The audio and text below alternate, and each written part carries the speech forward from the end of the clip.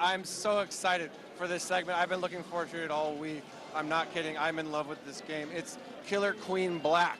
And this game is a blast to play. It's a blast to watch, a blast to learn about. So what better than to bring the people that have created this game to here to show it to you. So I'm here with Nick and Josh from Bumble Bear Games. And over here I've got Matt from Liquid Bit. And we're going to be talking you guys kind of through what this game is all about. Yeah, so I'm Matt Tesh. I'm the founder of Liquid Bit, and we're working with Bumble Bear Games to kind of bring Killer Queen to the home market. So I've got Adam Walters and Mike Chorak, two of our lead developers. They're going to start us out in the game, and we're just going to walk you through it. Yep. Take it away, guys. All right, so there's a lot to see. This game has a lot going on. As we can see, there's 3 paths to victory: military, economic, snail. And also, it's a 4-on-4 game. We've got a blue team, a gold team. Each team has a queen, and there's 3 worker bees. So, Matt, talk a little bit about what we're seeing right now. Yeah, so right now you're seeing, like you said, 2 4-on-4 teams going at it, trying to get one of those 3 win conditions. And there are different character types. So each team starts with 1 queen. And that queen is very special. She's very agile. She's very vicious. She has a lot of attack moves, but she's also fragile, right? So if one team loses the queen's life 3 times, that's the end of a match in terms of a military victory. And we can already see that one of the queens, you guys, are these ones with they've got permanent wings, permanent sword, and their life is illustrated by these eggs up in the upper left and right corner. So you can see the blue team's queen already is down to its last life. Gold has 2 lives left. Right, and that blue team queen has to be super careful now, right? So if she gets killed by the opposing team, that is game over. So, she's kind of just hanging up here, doing her thing, trying to stay out of trouble. But you also see an economic victory happening over here in blue on the left. He's trying to toss it in. You've got a queen ledge guarding, making sure that they don't win with that specific victory condition. So right now it's 2 berries to 2 berries. Yeah, so you guys pay attention to those berries in those hives, because once those get full, the game is over and that team will win. But there's also one more way we haven't talked about to win. What's happening down at the bottom of the screen? And it's happening right now. Oh, there we go. So that's one of the great things, right? I mean, you have to constantly track these 3 different win conditions, and anything can just jump out and happen. And, you got to make sure that you're tracking the snail, tracking the queen lives, tracking, the economic victories, and making sure that you're working in concert with your team. Yeah, and so now we saw one match, so you guys watching at home, so just kind of start paying attention. Remember that each team has a queen, and that queen has sort of a different responsibility. It's almost like being a quarterback or being a different position than the rest of your players. They've got a lot going on, and these little worker bees, you have unlimited lives as a worker bee, right? So you can kind of do a lot of stuff and not worry too much about dying. Sometimes you sacrifice yourself. Sometimes you absolutely sacrifice yourself as a worker bee. So right down here we talked about the snail. If somebody's going to get on there and ride the snail to their side, that's one way. But that will also draw a lot of attention down, as they get closer and closer. And some of the snail victories, or at least getting close, will force other victory conditions as you kind of have to pay attention and adapt to what's being played. This is really cool. This gold team member is riding the snail. So let's see, is the blue team going to notice that? Or are they going to be able to win that way? They seem to be pretty preoccupied with what's going on up here. They're looking for economic victories. The gold team's queen is down to no lives. So there you go, military victory. She was on her last life, responding to the snail. The blue warrior came in and just took her out. So I think you just mentioned blue warrior, so maybe we could talk a little bit. I think I might bring in Josh here to talk a little bit about the weapon types that the worker bees. Sounds great. Hey, Morgan, how's it going? Hey, good. I'm so excited to talk about your game. I love this thing. Yeah, I found that you can take those out. There's a little bit of a lag. Yeah. Yeah, so we're talking about this game. People watching at home, there's a lot going on, but once you kind of get it, it's so much fun. So what we haven't talked about yet is that the worker bees can get weapons or upgrades. So that's right. Talk us through that. Yeah, so there's a variety of weapons, and they all work differently and have different strategic purposes for getting them. So the first one to start with is the Queen's Stinger, we call it, which is the sword that she starts with. And she's the only character that actually starts with a weapon. And she always has it. She can't lose it.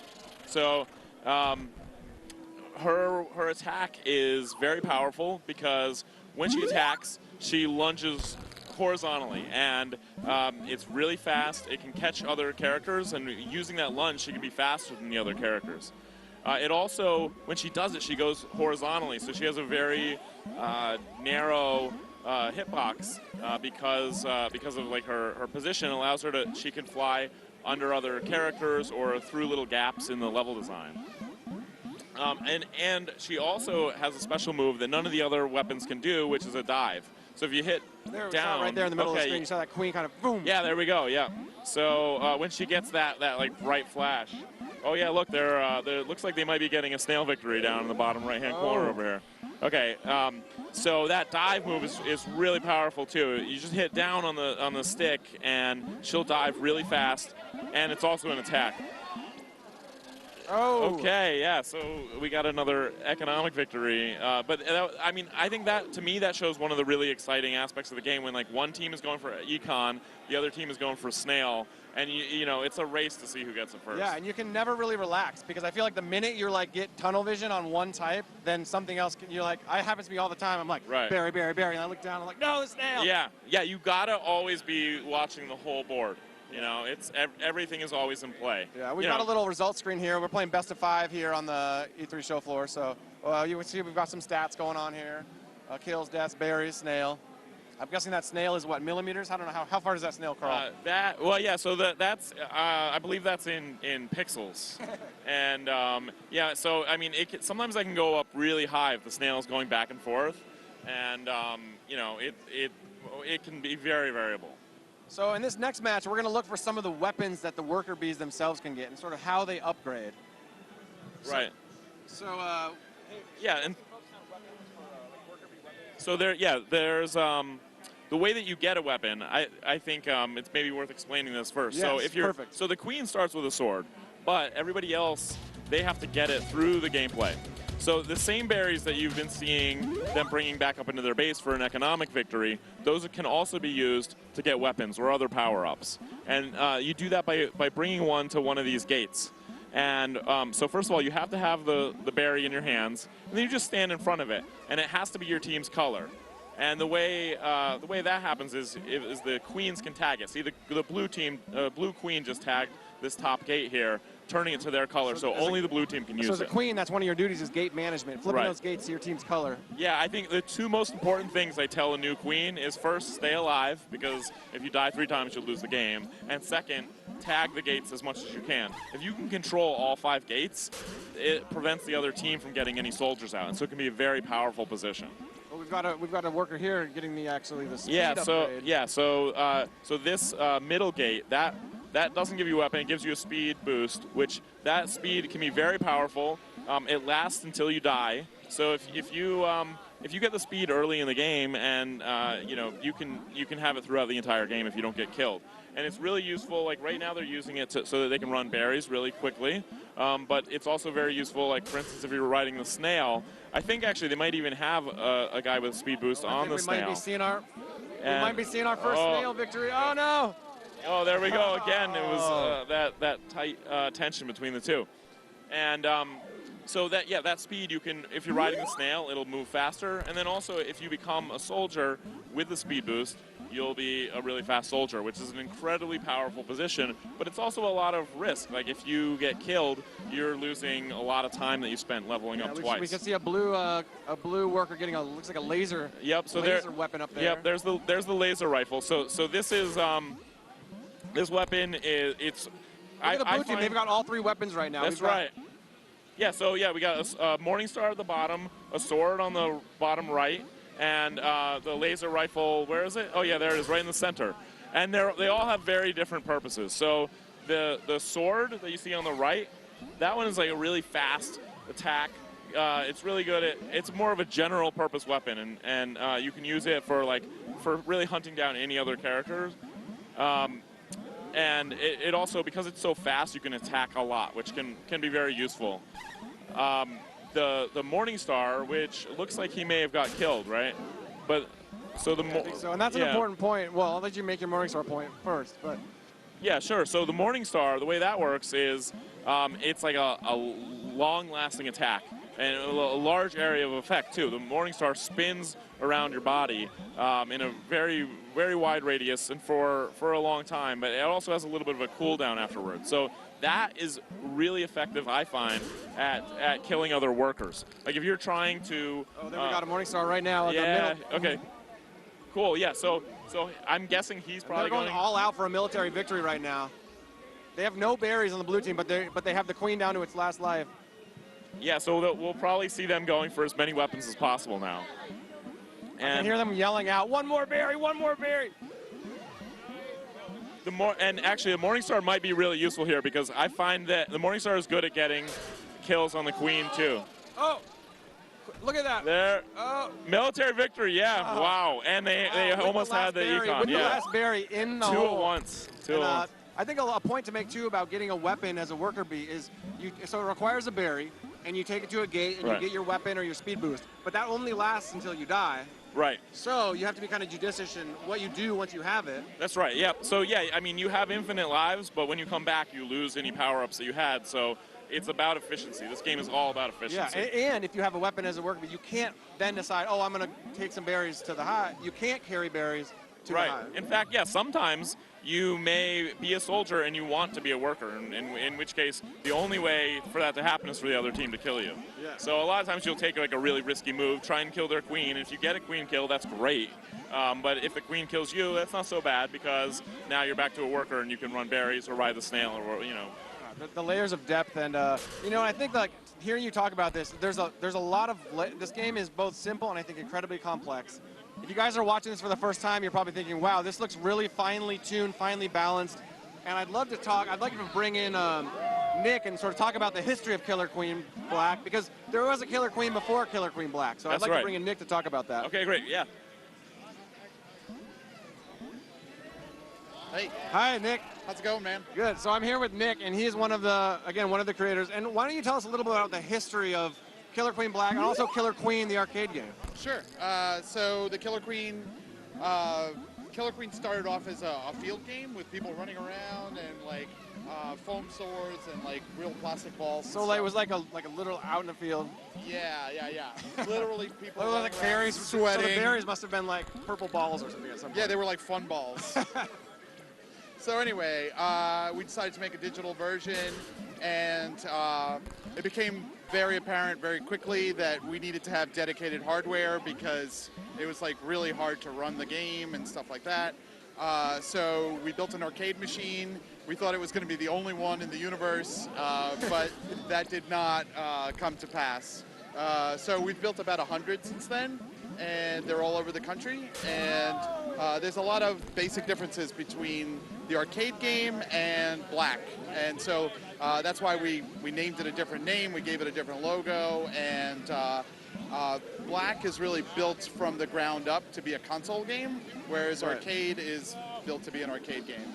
Yeah, so I'm seeing a lot of, like I have played the arcade game, I'm sure people watching, there's some of you out there that have played the arcade game, and it's awesome, but there's so many little differences. Can you talk about some of those specific differences that are, it took me a while to figure some of them out. Sure. So the most obvious one is that in the arcade game, it's 5v5, right? So you have 1 queen and 4 workers to start off with.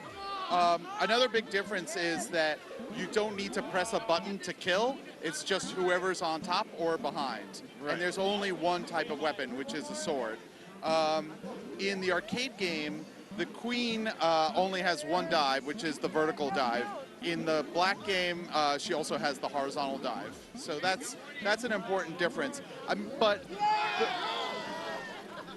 really, I would say the most important difference is like the fact that you only have the sword in the arcade game, and that it's always like the top is the winner, means that the zoning gets really, really different, right? So you're constantly doing this thing called crown scraping, which means you're hanging under a ledge and like just hugging the ledge so you can get the most height out of there. Because you always need height advantage to exactly in the arcade game. Exactly. So whereas in Black, because height is not so important, your zoning is very, very different. So you can almost attack from any angle. It's more about who gets there first. Exactly.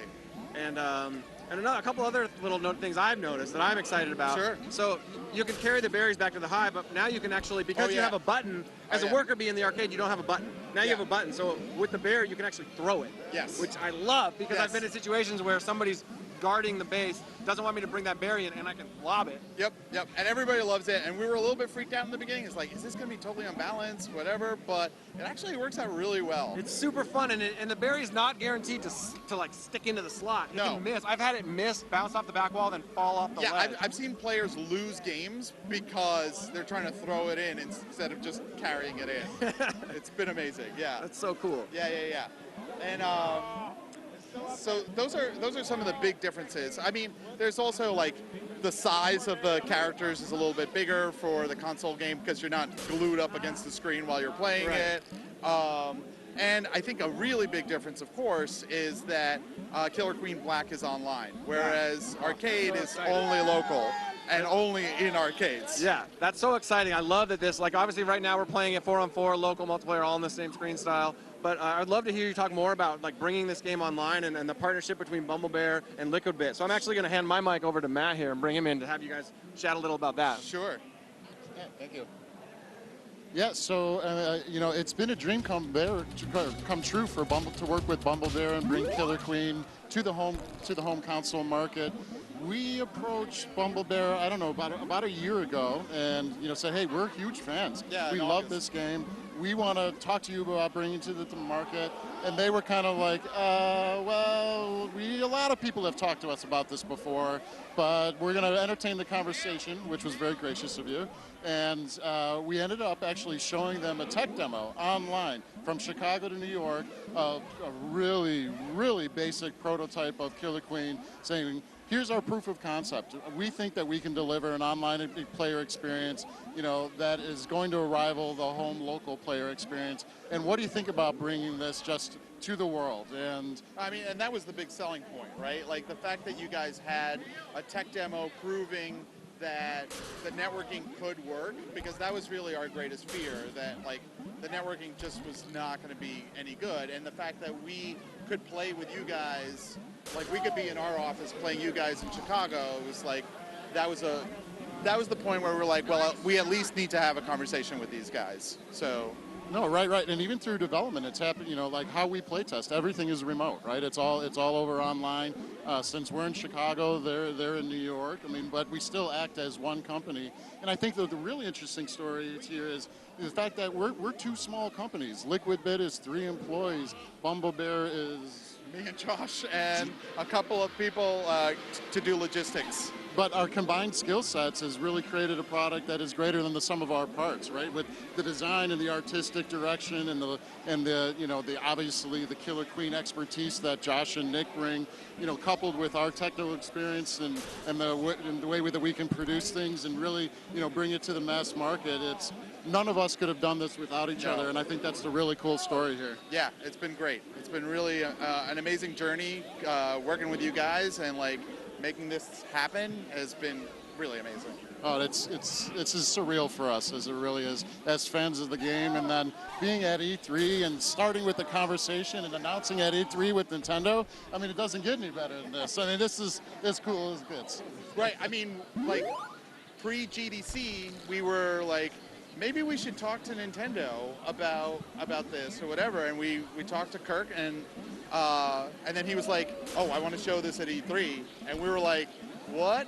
That's like a month and a half away, and we don't even have dev kits, and but Nintendo really helped us out. They really made it happen, and I mean, according to you guys, you got it up and running in 4 hours. Oh, Nintendo's support for indies has just been absolutely incredible. I mean, yeah, we showed it to Kirk at GDC. And he's like, hey, I want to show this at E3. We said, like Nick said, we don't have dev kits. 3 days later, dev kits arrive in our office. 4 hours after that, we had a really rudimentary version running, and about a week and a half later, it was polished enough to show. So, I mean, for all the indie developers out there, Nintendo's embracing us, and it's awesome. The tool sets are great.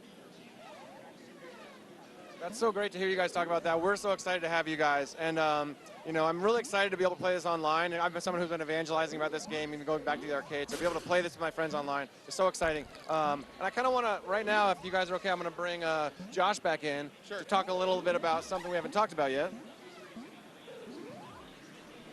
Hey, Josh. Hey, what's up, Morgan? So one thing we haven't really talked about yet, Killer Queen Black. I see a gold team and I see a blue team. Right. So tell me about the title and what's the black element? Sure, yeah, it's called Killer Queen Black because at any given time, there is a single black team. And they look really cool. We have not yet revealed what they look like, but they look cool, trust me. And if you beat the black team, you become the black team. And you keep that until somebody else beats you. And also, we plan to be streaming the black team at any given time. So you can go to our Twitch channel or our website and view the black team playing. So you'll be up playing online, and you might just you might run across the black team. There's only one black team. Right. If you defeat them, you become the black team. That is correct. That. Yeah. And I can't wait to see how that changes hands and to be able to look at look back at footage someday. Right. I hope that maybe I could play that team, and I could go back and find my footage and. Yeah, exactly. I feel like we'll see a lot of. Oh, go ahead. Yeah, I think it'll even be exciting just being able to play against them, right? Like every once in a while, you'll get a match and you get matched up against the black team, and even if they beat you, it'll still be a really exciting moment. And if you beat them, then that's great. You have your moment of glory. And I feel like those matches, like you might just be like sitting around like, oh, I'm just playing another game, and then like, oh my God, here they are. Yep. So tell me about this game is it's like we said, Bumble Bear, small team, Liquid Bit's a small team. I'm sure I'll see some like hardcore strategies that play online. People are going to learn from each other. What are some of the strategies you might think? Like, what are some of the higher level play that maybe like when you're the queen, like what are you thinking about? Or when I'm the queen, I'm often thinking about trying to take out the other queen and the soldiers. I find that in this game, unlike the arcade game, the queen is not very effective at taking out the workers. They're very small and hard to get with her attack, and so I'll usually focus on being like very dominant militarily there, and I won't try to use her to, for instance, ledge guard, which that's a term that came out of the arcade community called ledge guarding, which is basically hanging out in the base, almost like actually the Gold Queen is doing it right now. So hanging out in the opponent's base, right on the ledge, preventing the workers from getting in. And I think we're going to see some different strategies arise with ledge guarding because with the ability to throw the berries in, it really changes things a lot because you can throw it over the ledge guard's head. But also it allows you to often ledge guard with a worker because sometimes you want to have a worker up there in case there's loose berries that get thrown in there or knocked in there. The worker can just pick them up and throw them out. And so it can be very effective for really any of the types of characters. That's so cool. I mean, I could probably talk strategy with you all day. It's been so cool to take a look at this game on the show floor. I want to really quick give you each a chance. If any of you guys have any closing thoughts that you feel like didn't get said or you want to share with your community, I'll let you go first. Sure. Yeah. I just want to say, well, I guess the game is coming out this winter, so we can't wait for people to be able to play it on the Switch. Make sure to go to our website, which is killerqueenblack.com, for more information on the game and more resources for staying in touch. Sounds great. Nick, Matt, anything from you guys? Honestly, I'd really like to thank our existing arcade community who's been like very supportive of this new Black game and welcome new players. Yeah. All right. Yeah, I want to echo what Nick just said. Thank you to the existing community. We have been looking at the social media. You guys have been supportive. When we get back from E3, we'll be answering as many questions as we possibly can. And thank you for Nintendo for giving us this opportunity, put it on this great platform. Yeah, thank you guys for being here, Bumble Bear, Liquid Bit. Love having you guys. Thank you for showing this game off. Thank you guys for watching Nintendo Treehouse Live at E3. Stay tuned.